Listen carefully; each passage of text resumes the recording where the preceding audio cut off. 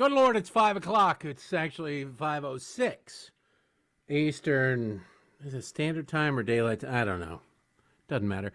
Anyway, what matters is I'm not Vince Coglianese. Vince is off enjoying, hopefully he went somewhere where there's good weather, enjoying the Friday in any event. And he'll be back, I believe, on Monday. If not, somebody else will be here. I am Derek Hunter. I am your Mr. Rourke for one more hour. I don't have a tattoo, and I have no tattoos. So I guess that's fitting. So there you go. The number of the program, number for the station is 888-630-WMAL.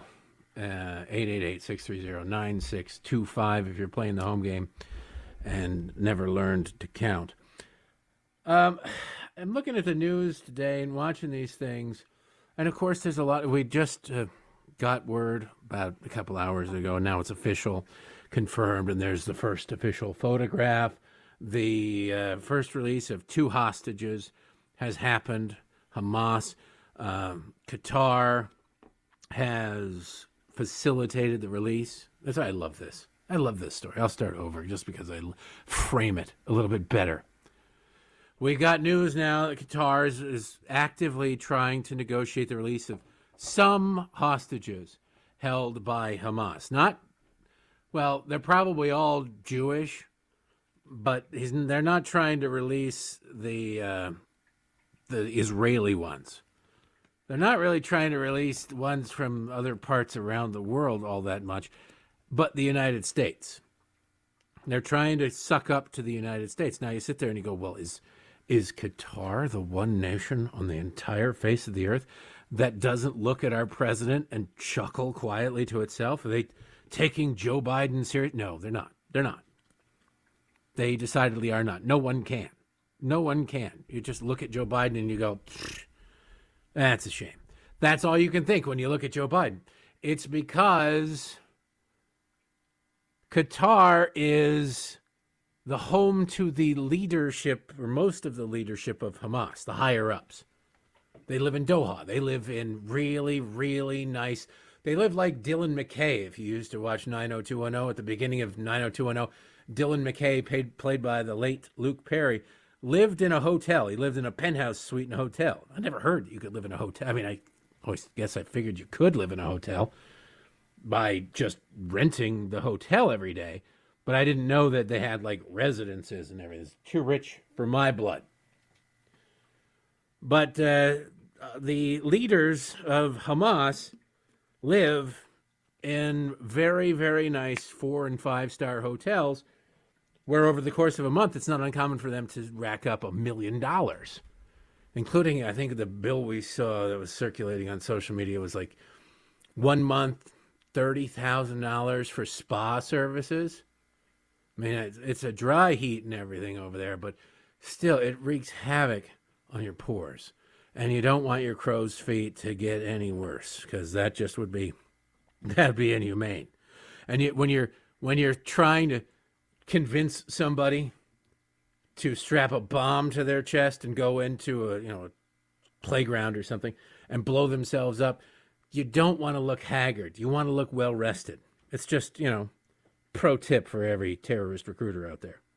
You got to spend the money to get the honey, right? You want 72 virgins. Somebody else is going to have to spend some money to make sure that the leadership looks good or something like that. I don't really know. I don't think that I think they might be lying. I'm going to have to look into that. But you watch these, they're living like kings, and they're living in Qatar. They're living in Doha. We know where they are. If we had a president with contents in the front of his underpants rather than contents in the rear of his underpants, that president of the United States, after the attack in Israel, the terror attack, would have demanded that those people, the heads of this organization, be arrested and extradited to, maybe it'd be too much to ask that they be sent to the United States, and, given the Democrats, they'd find a way to sabotage the trial, but send them over to the world court, send them over to The Hague, arrest them, try them for war crimes. But they didn't. Now, there came a point where there was reaching a little bit of a chorus of people saying, hey, we know where these terrorists are. Why don't we do something about that? And so Qatar, however you want to pronounce it, they're getting a little bit nervous, getting a little bit concerned, going, oh, man, it turns out that harboring terrorists might not be the growth industry that we thought it would be. If we get on the wrong side of the United States, they could hammer us with sanctions, or they could just take out the luxury hotel with the push of a button, the whole damn thing. So maybe we should do something. They're not about to turn over the terrorists. So instead, they thought, well, why don't we try something else? We'll get some hostages. And the first 2 hostages have been released. They are, of course, Americans, a mother and daughter team. And I suspect the fear of the ramifications for their open flouting of terrorist laws, murder laws, and harboring of terrorists, I think we're responsible for this. It would be nice if we acted on that. We used this leverage, but our president is too busy cutting checks to... I love that speech. We have got to have a discussion about what's going on in Israel. What happened was terrible. And then it's just as bad as what's going on in Ukraine. Let me take 5 minutes to talk about Ukraine. Wait a second. Why don't you just talk about the terror attack at hand rather than things we know are war as hell? It's been going on for a year and a half. We get it. But like 1,500 civilians were just murdered the other day. It's kind of, you should probably address that. No. We got to conflate the two. We're going to stand by Israel as long as I get money for Ukraine. Because I and nobody in my family gets their beaks wet from sending aid to Israel, but from sending aid to Ukraine, half of the Washington, D.C. establishment is getting moistened with that. Their beaks are wet all up and down the eastern seaboard from that, because Ukraine is the most corrupt place on the face of the earth. And I love the president saying, I care so deeply about it. We must stand unequivocally with Israel as long as Ukraine gets the money too. And I am requesting $105 million. That's how serious I am about my commitment to Israel and Ukraine. Let's just take a look at that. $105 billion. Joe Biden is officially requested from Congress. Hell, maybe not having a speaker is a good thing right now. $105 billion. $12 billion is for border agents. See, they got to stop the flow of fentanyl. They're not really all that interested in it, but they're pretending to be. It's cute. They try. Every once in a while they try. They pretend. $7.4 billion is for Taiwan and other Pacific allies. Why? I mean, if Taiwan needs something, couldn't you do a separate appropriation for it? You have to lump it in with what, just happened in Israel? And it says, okay, but we also need $9 billion in humanitarian aid for Ukraine, Gaza, and Israel. And you go, wait a second, one of these things is not like the other. That one of them, what was the second one you said again? You become Kevin Kline in A Fish Called Wanda. What was the second thing? Gaza. Oh, humanitarian aid for Gaza. Every time we've given the Palestinians humanitarian aid, it has been usurped by terrorist organizations because they kind of run the show. There's also not really, at least I've never heard of a single incident in Gaza or the West Bank or anywhere where the terrorists did something horrible or were trying to do something horrible and the masses stood up against it. Have you ever heard any incident like? I never heard an incident like that where they like, you have killed innocent civilians in our name for the last time. This is outrageous. We've had enough death. We want peace. I've never heard that. Now, maybe it's happened. It'd be kind of tough to get that kind of information out of there, but I don't believe it's ever happened. There are bound to be people over there with that sentiment. Maybe they're afraid. Nobody has the courage to stand up to these terrorists. It's understandable to a certain extent, but after, 50, 60 years, you might kind of tell these people to go to hell, get some people together and stop them. But no, you vote them into office. And then out of the aid package, 105 billion, because it's not really adding up to 105 billion just yet. 10.6 billion is for Israel. 10.6 billion. Okay, 105 billion, 10.6. It's roughly 10%. 10% of the money is going to Israel, which is, wait a second, 10% of the money? 10%? There's 12 billion for the border. Now that's the catnip. That's the string. That's, hey, Republicans, look over here. 12 billion for the border.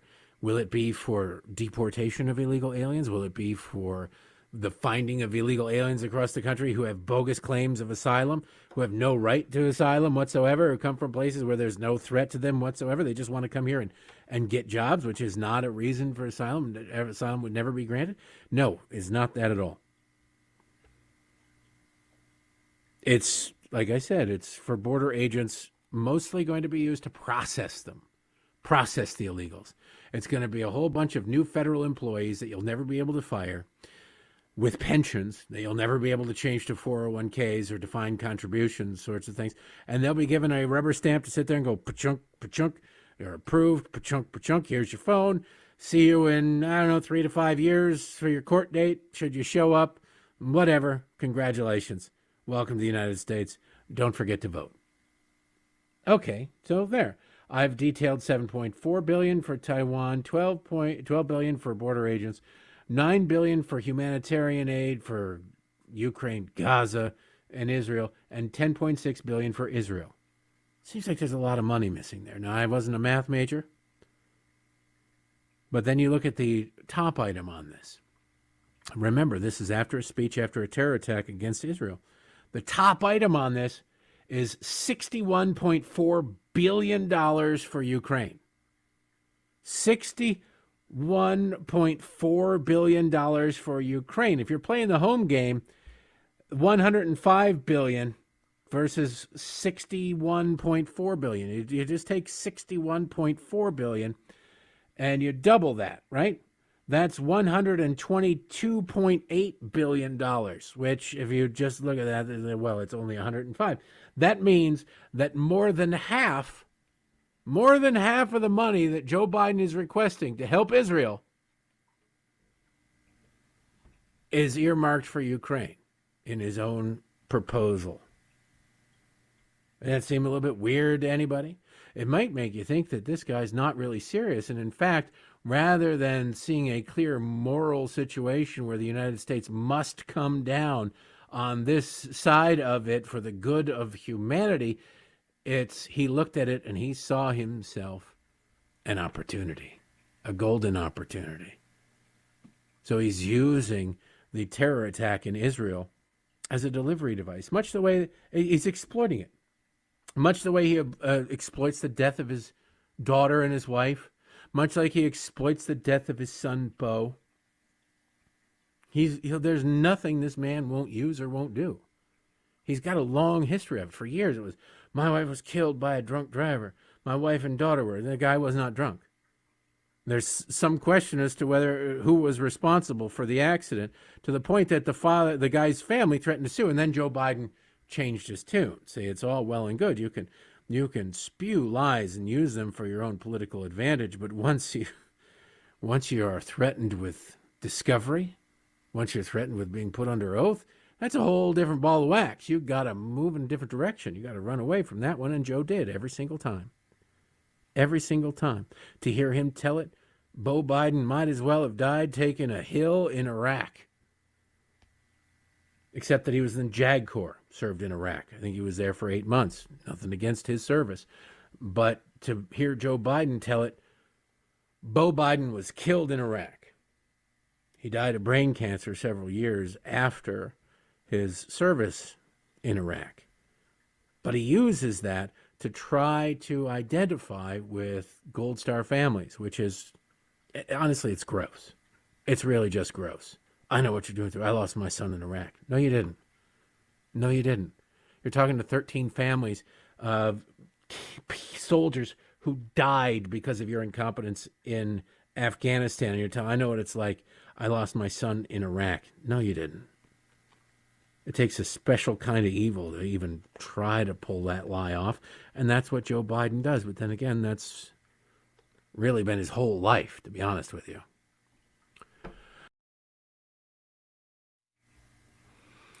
Welcome back. We got like a buck and a half here. Let's talk to Andrew in D.C. He's got some thoughts about the speaker's race. Hey, Andrew, how you doing? Hey there. Thank you very much. Yep. I think I agree with almost everything you've said so far, but the picture you paint is an assessment that is so bleak, gloomy, and well, I don't mean to be, but I know how to beat Democrats, Andrew. I don't know how to beat stupidity. You know, the phone calls coming from inside the house. That's tougher to root out. But it's self-inflicted wounds. Republicans should be miles ahead. They should be miles ahead in every poll. They should have a huge lead already, a majority in the House by insurmountable numbers. But their own stupidity is what we beat Democrats. We also just beat ourselves and put Democrats back in there. There are some bright lights, like Byron Donalds, who I understand will be nominated to be the speaker, and he's a great speaker, as in front of his own constituents, right? And an inspiring speaker. He's good. He's good, but you know, Jim Jordan was good. All these people were good. They're all good on cable news. It's whether or not they can get to 217 votes, Andrew, and I just don't know. You could look at somebody else's work and think that's a good guy, and then you go, well, everybody who works with him hates him. So we'll have to see what goes on. I just hope they get their act together some way or another. Thank you for the call, Andrew. We'll get into everything else right after news. Boy, howdy, time is flying. We'll be back. Welcome back, Cutter. Yeah, baby. I am Derek Hunter. I am your host, sitting with you for the next half an hour. You can find my podcast if you just search Derek, D-E-R-E-K, Hunter, or go to patreon.com/Derek Hunter Podcast, or go to Town Hall on Sunday, Monday, Tuesday, and Thursday, or thehill.com on Wednesdays. Then who knows where else? I'll be everywhere. Only the shadow knows where I'll be. I'm looking at Byron Donalds, and yeah, Byron Donalds is out there. Florida's Voice reporting. Florida's Voice confirmed that Representative Byron Donalds is running for Speaker of the House of Representatives. The moves come as Representative Jim Jordan did not receive enough votes to become the chamber's leader. The chamber had taken 3 votes as Jordan sought the position. Is Byron Donalds going to be any different? Donald Trump had endorsed Kevin McCarthy. Donald Trump endorsed Jim Jordan. Donald Trump will undoubtedly endorse Byron Donalds, but will that matter? I don't know. The Republican Party is wildly self-destructive, but they think they're being incredibly principled. That's what's amazing about it. They are looking at we, the public, and assuming that we're idiots. Matt Gaetz took to Twitter today after the Jordan news, after the caucus sort of rescinded. I suppose that's the political equivalent of repealing or taking back, uninviting somebody. Matt Gaetz tweeted out, who started all of this. Matt Gaetz tweeted out, the most popular Republican in Congress was just knifed in an apparent an anonymous vote in a secret closed-door meeting in the basement of the Capitol. This is the swamp at work.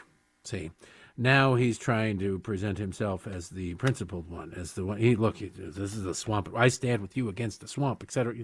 You did this. You're the humidity. You're the moss. You're the mold. You're the alligators. You're the frogs. You're the lizards in the swamp, Matt. You don't get to skirt responsibility for that because things got away from you. You started the rock slide. That, it wasn't your car crushed in the parking lot it overtook doesn't really matter much.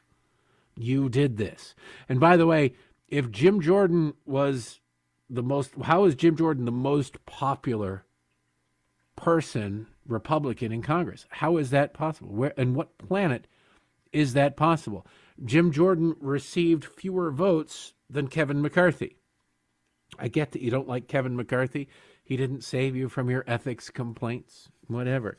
But how can a guy who got fewer votes than the guy who actually had the job, even when he lost the job, he still got more votes than Jim Jordan got? How is that possible? How is he the most popular Republican? He's not. He's not. It's just somebody trying to cover their tracks. It's sad. It's pathetic. It's not surprising. It will continue. It's what Democrats do. I want to shift it up a little bit here because I just saw that, just since we're talking about Democrats, I want you to know what the progressive left is. The progressive left is the home of racism. They truly, truly are. They always have been. The progressive movement in the beginning of the 20th century, Woodrow Wilson had resegregated the military. Not a big fan of black people, a total racist. Still lionized by the left until recently. It's kind of, I always thought it was weird. I remember, I don't know, it had to be 10 years ago now. The Republicans were doing a retreat, a congressional retreat in it's Southern Virginia or maybe Middle Virginia, somewhere in there. Every year Congress does these retreats. Why? Because, wouldn't you like to go to a nice place on somebody else's time for a couple of days and call it work? And I forget where the Democrats went. They seem to switch up. Everybody switches. Somebody goes someplace nice, and then the other team goes to Baltimore. Sorry. But they're down there, and one enterprising young journalist, earning their future Pulitzer, no doubt, noted that some of the meeting rooms at this resort that Republicans were holding meetings in were named after slave owners. Because who doesn't walk into a conference center where each room is named because they have to name it? Otherwise, it's the 17th door down on the left, and then you turn right, and then you go to the Johnson Suite. It's down there, you go left. And so some of these rooms were named after slave owners. Now, I've walked into probably 100,000 rooms in my life, if not more. You probably have too. How many times have those rooms been named? Probably a bunch. How many times have you stopped at the door and said, wait a second, I got to see who this Stutz Suite is named after. I'm going to need a local historian here. I'm going to need somebody. Google won't be enough. I need to speak to hotel management, maybe even ownership, to get to the bottom of how it was that this establishment decided on this name. No one ever did. But it became a bit of a scandal because the people who decide what constitutes scandals only constitute it for Republicans, and they decided this was a scandal and wildly culturally insensitive. Well, I remarked at the time that it was odd that Democrats were making hay about this on MSNBC when literally every single state in the country, the Democratic Party had a Jefferson-Jackson Day dinner. It was their annual big dinner. They all had it, all 50 states. Every state party, and even the National Democrats, had their Jefferson-Jackson dinners, named after Thomas Jefferson and Andrew Jackson, two people who were slave owners. I'm not one of those people who gripes about people. I don't try to hold people in the past to the norms of today, but Democrats are, and they were hammering Republicans on this, so I thought it might be worthwhile to note that they were being raging hypocrites, and ever since then, they've sort of gone away. They still have their annual dinners because they want the money, but they no longer call it the Jefferson-Jackson dinner. I forget what it is. It's the annual unity dinner. It's probably the Barack Obama dinner or something like that. Because Democrats are trying to cover up their own past. They were the originators of slavery. They were the guardians of slavery. Once they lost the Civil War to Republicans, they became the creators of segregation and Jim Crow, and then were the defenders of segregation and Jim Crow until they could no longer defend segregation and Jim Crow. And they quickly switched and said, we're against all that stuff, but we totally need segregation under the banner of tolerance now, like I said earlier. They don't change their objectives, they change their tactics. So this story from the Oregonian out in the Pacific North, it doesn't get any bluer than Oregon. They're crazy out there. They're still watching Portland burn. They're still getting the secondhand smoke from Seattle burning, and they're still going full bore, let's go leftist, let's go leftist, let's go. You got to admire their commitment to the cause. Maybe they would make good suicide bombers. I don't know. Oregonian story. Oregon high school students won't have to prove basic mastery of reading, writing, or math to graduate from high school until at least 2029, the State Board of Education decided unanimously on Thursday, extending the pause on controversial graduation requirements that began in 2020. That seems like a weird thing for a school board to do, but let's see. We'll read on. The vote went against the desires of dozens of Oregonians who submitted public comments insisting that the standard should be reinstated, including former Republican gubernatorial candidate Christine Danzon. Backlash against the lower standards had already delayed the vote, originally slated to take place on Thursday. Opponents argued that pausing requirements devalues an Oregon diploma. Yes, it does. You're just giving it to them. It's like Dr. Jill's doctorate, right? It's an education doctorate. Oh, Dr. Jill. Somebody over there has been shot. I don't know. I can't write a coherent sentence in my dissertation, so you can't expect me to help stop the bleeding. Sorry. But make sure you keep calling me doctor.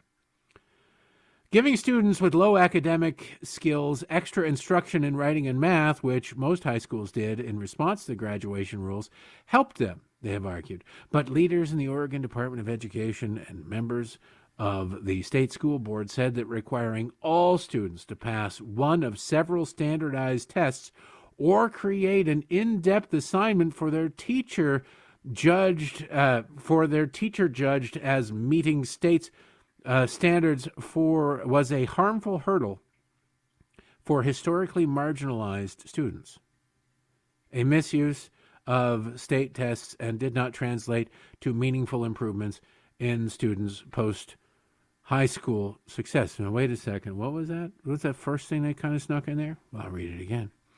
But leaders at the Oregon Department of Education and members of the state school board said requiring all students to pass one of several standardized tests or create an in-depth assignment their teacher judged as meeting the state's standards was a harmful hurdle for historically marginalized students. Now that's code, ladies and gentlemen. The Democrats always talk about dog whistles. The only creatures who hear dog whistles are dogs. But Democrats hear them all the time. The headline of this story I should have said, because it gives away. I saved it. The headline is, Oregon again says students don't need to prove mastery of reading, writing, or math to graduate, citing harm to students of color. Students of color. That means that the white liberals out in Oregon look at black people the way Joe Biden does. Look, white kids are just as smart, or whatever it was that he said. Black kids are just as smart as white kids, or poor kids are just as smart as what? Huh? Who? Yeah, that's how they view it. That's how they look at it. Higher rates of students of color, students learning English as a second language, illegal alien children, and students with disabilities end up having to take intensive senior year writing and math classes to prove they deserve a diploma. Well, yeah, the diploma has to either have standards or it doesn't. If it doesn't have standards, then you just give it out to Joe Biden. If they have to work harder, then maybe you want to look at why that is. Why is it that teachers have not been able to teach these kids? Does that seem like something you should want to know? It's that school-to-prison pipeline thing. They don't want to shut down the pipeline feeding the kids to a life of crime. They want to shut down the consequences at the end of it. They want to close the prisons. That seems a little weird. If you want to improve the quality of people's lives, you make sure that they get an education so that they don't go into a life of crime, or at least you significantly reduce the possibility of them going into a life of crime. But that's not how it works with Democrats. Hey, if children of color, because I guarantee you Oregon is just like everywhere else. Democrats love segregation. The bluer the state is, the more segregated it is. The school districts that are majority people of color are in heavily Democrat areas, even the Democratist of the Democrat areas. And they tend to be clustered together. Democrats love segregation, like I said. They could try to fix those schools and find out why it is that students of color are not learning. It's not math is racist. It's not that English is racist. There's something fundamentally wrong with the education system, you would think, particularly in areas where students are scoring lower. It's really easy now to just look at it and the Democrats go, it's systemic racism. It's just systemic racism. Well, why is it systemic racism? If it's systemic racism, why are Asians doing so well? Why are Indian Americans? Well, no. Shut up. You're not allowed to ask that. You're not allowed to say that. What are you, some sort of right-wing nutjob? It really is true. You look up the Indian Americans from India and the Asian Americans, and they're just blowing away everybody. They're blowing away everybody. You're like, wow, white people are really bad at white supremacy. White people are really, really bad at oppression. Because even on the income scale, white people ain't ruling the roost. I think we're like 7th if you really go through the ethnic groups. At the next white people meeting, I'm going to have to bring that up. This is wildly unacceptable. But Democrats, instead of saying, okay, well, we've got to figure out what the problem is and demand more from the students, demand better from the students, and demand better from the teachers. Remember, they're not saying you have to be able to do advanced calculus. You must be able to draw a hexagon or draw a 4-dimensional thing. No, you have to be able to do basic math, and you have to be able to read something and comprehend it and be able to answer some questions about it. And these kids aren't getting that. That's a major, major failure on their part. And they're all going, well, we'll just get rid of the standards. There you go. Hey, not everybody's boat is floating, so let's just drain the bay. Then a rising tide lifts all boats, but a sinking tide makes everybody on the bottom. And we have justice. We have social justice. We have equity. Equity. It's really what this is about. Equity. It's about the finish line. If somebody's too fast of a runner, if you put 100 pounds of weight on their back, we'll slow them down.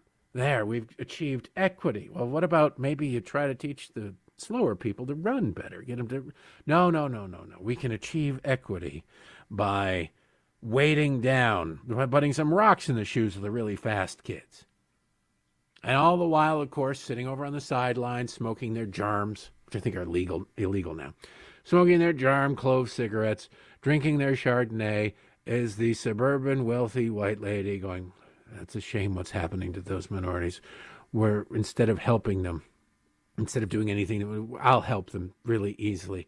We'll lower the standards. That's it. We'll lower the standards. That'll serve them better in life. Well, it ain't the black kids that are, the white kids are not learning math now. You lower the standards. The white kids in the schools where the teachers try, where the unions don't control everything, they're still learning math. They're still learning English. Even the minority kids who go to those schools. It's weird. If you look at the demographics in the schools that are not failing, all demographics are doing much better than the average. It's almost like it's down to the teachers. But you look at all that crap and they're like, they'll keep learning. But now there'll be a whole bunch of people getting degrees, high school diplomas, who can't do the basics. It's going to work out great for them. And then Democrats I tell you, they never change their objective. They just change their tactics. Ah, yes, the great one, Mark Levin, coming up next. He's just the best in the business. Man, don't you miss Rush? Could use his voice right about now, but nobody even sniffed the chair. But Mark Levin is the best that we got, and he's one of the best of all time. So make sure you stick around. I don't know what you were planning on doing for the next 3 hours, but forget it. Forget it. Listen to Mark. I appreciate everybody listening. You can follow me my name is Derek Hunter. You can follow me on Twitter at Derek A. Hunter. You can send me all your hate mail there. And you can listen to the podcast every single day. That's called the Derek Hunter Podcast, which is a good thing that I found a podcast that was named that, because then I didn't have to change anything in my name. It worked out well. And every Saturday morning at 7 a.m., I'm on WABC in New York with Bo Snerdley, speaking of Rush Limbaugh, for an hour, just talking about the news of the day. And then you can get the Week in Effin' Review at patreon.com/Derek Hunter Podcast. Appreciate you guys listening. Thanks to Vince for letting me fill in, and the gang. Have a great weekend.